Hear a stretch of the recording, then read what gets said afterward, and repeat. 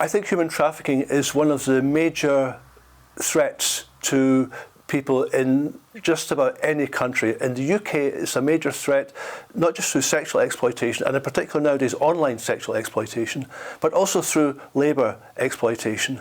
And if you see people who are working in nail bars or in hand car washes, it does not mean that these people are being exploited, but we know from experience that quite a few of them are. I've been doing research into human trafficking for more than 20 years, and in particular into the legal aspects of human trafficking. So I'm looking to see to what extent countries are complying with their obligations to help and protect trafficked people, but also their obligations to try to prosecute the traffickers. So that's essentially what I've been working on.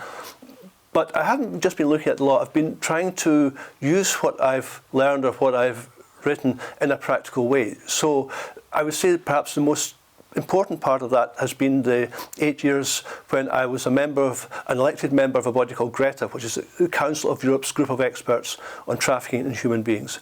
And our job was to monitor how European countries comply with their legal obligations to help traffic people and to prosecute traffickers, which meant travelling to different countries around Europe to see what conditions were like on the grounds and also to see what might be improved, if you like.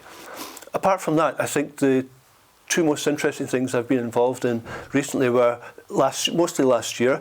I was a specialist advisor to the Select Committee for Home Affairs of the House of Commons, which was conducting an inquiry into human trafficking in the UK. I was also last year the principal investigator for a project funded to the tune of £250,000 by the Modern Slavery Policy and Evidence Centre, which was for a project called Restart.